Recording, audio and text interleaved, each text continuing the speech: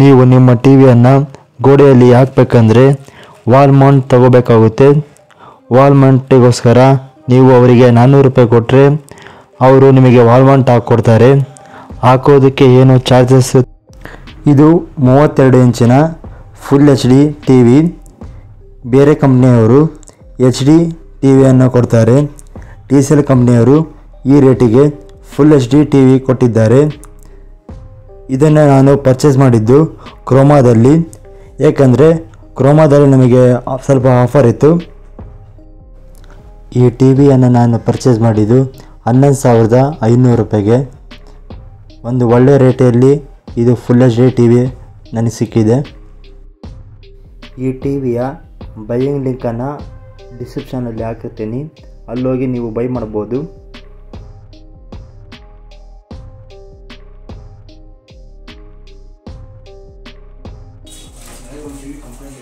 Sir home theatre collections home theatre collection 2 HD plot. ಇದು home theatre collection ಆ್ಯಂಟಿನಾ type ಬರುತ್ತೆ. Wifi ಹಚ್ಚಿರ್ತಾರಲ್ಲ direct connect ಮಾಡಲಿಕ್ಕೆ. ಇದು pen drive option. On and of button ಇದು ಕಡಿತೀವಿ. Remote ಇಲ್ಲ.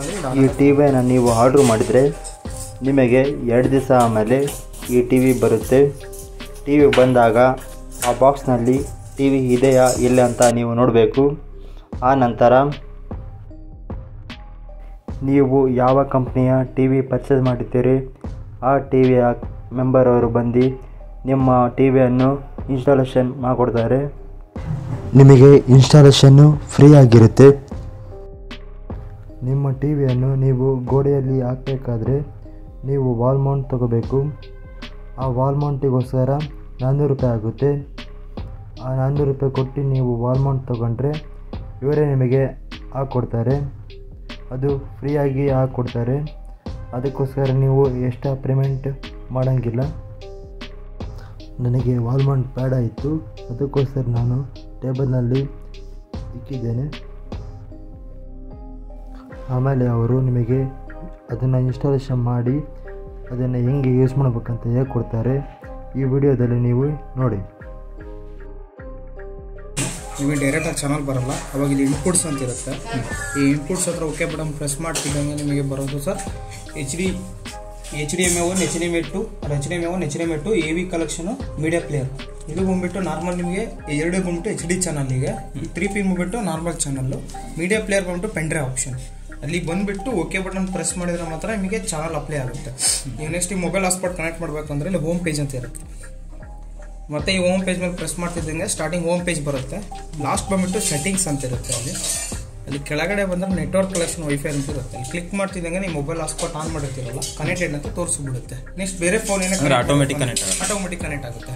ನಿಮ್ಮ phone ಅಕಸ್ಮಾತ್ ಬೇರೆ ಫೋನ್ ಕನೆಕ್ಟ್ ಮಾಡಬೇಕಂದ್ರೆ ಇದೇ ಥರನೇ ಬಂದು ಕನೆಕ್ಟ್ ಆಗಿದ್ಮೇಲೆ ಇಲ್ಲಿ ಬ್ಯಾಕ್ ಬಟನ್ ಇರುತ್ತೆ. ಈ ಬ್ಯಾಕ್ ಬಟನ್ ಪ್ರೆಸ್ ಮಾಡ್ಕೊಂತ ಬಂದರೆ ನೆಕ್ಸ್ಟ್ ನಿಮಗೆ ಸರ್ ಸೆಟ್ಟಿಂಗ್ಸ್ ಒಳಗಡೆ ಇನ್ನೊಂದು ಆಪ್ಷನ್ ಬರುತ್ತೆ. ಮತ್ತೆ ಸೆಟ್ಟಿಂಗ್ಸಿಗೆ ಬಂದರೆ ಕೆಳಗಡೆ ಬಂದರೆ ಬ್ಲೂಟೂತ್ ಆಪ್ಷನ್ ಬರುತ್ತೆ. ನಿಮ್ಮ ಹೋಮ್ ಥಿಯೇಟರ್ ಬ್ಲೂಟೂತ್ ಇದ್ದರೆ ನೀವು ಕನೆಕ್ಟ್ ಮಾಡ್ಕೋಬೋದು. ಇದು ರಿಮೋಟ್ ಬಂದುಬಿಟ್ಟು ಬ್ಲೂಟೂತ್ ರಿಮೋಟ್ ಇದು. ಸರೌಂಡಿಂಗ್ ಒಳಗಡೆ ಆಯಿತು ಹೊರಗಡೆ ಆಯಿತು ಎಲ್ಲೇ ಆಪ್ರೇಟ್ ಮಾಡಿದ್ರು ಆಪ್ರೇಟ್ ಆಗುತ್ತೆ ನಮಗೆ ಟಿ ವಿ ರಿಮೋಟ್. ಆಮೇಲೆ ಮತ್ತೆ ಬ್ಯಾಕ್ ಕೂತ್ಕೊಂತ ಬಂದರೆ ಸೀದಾ ನಿಮ್ಗೆ ಆ್ಯಪ್ಸ್ ಬೇಕಂದರೆ ಆ್ಯಪ್ಸಲ್ಲೇ ಇಲ್ಲೇ ಇರುತ್ತೆ. ನಿಮ್ಗೆ ಯೂಟ್ಯೂಬ್ ಬೇಕಂದರೆ ಹೋಮ್ ಪೇಜಲ್ಲೇ ಇರುತ್ತೆ. ನಿಮ್ಗೆ ಯೂಟ್ಯೂಬಲ್ಲಿ ಬೇಕಾದ್ರೆ ಪ್ಲೇ ಮಾಡ್ಕೋಬೋದು.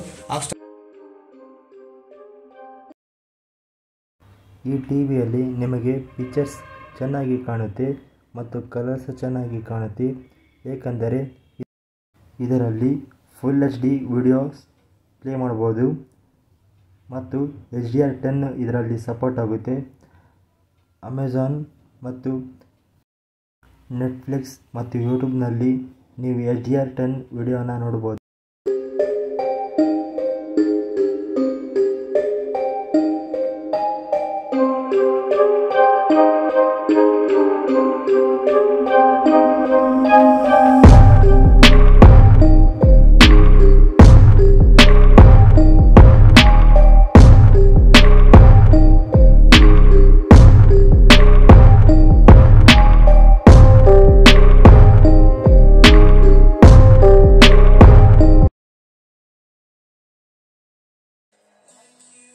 ಈ ಟಿ ವಿಯ ಆಡಿಯೋ ವಿಷಯಕ್ಕೆ ಬಂದರೆ ಇದರಲ್ಲಿ 24 ವಾಲ್ಟ್ ಡಾಲ್ಬಿ ಅಟ್ಮಾಸ್ ಸೌಂಡ್ ಇದೆ. ಒಳ್ಳೆ ಕ್ಲಿಯರಿಟಿಯಲ್ಲಿ ಒಳ್ಳೆ ಬೇಸ್ ಬರುತ್ತೆ.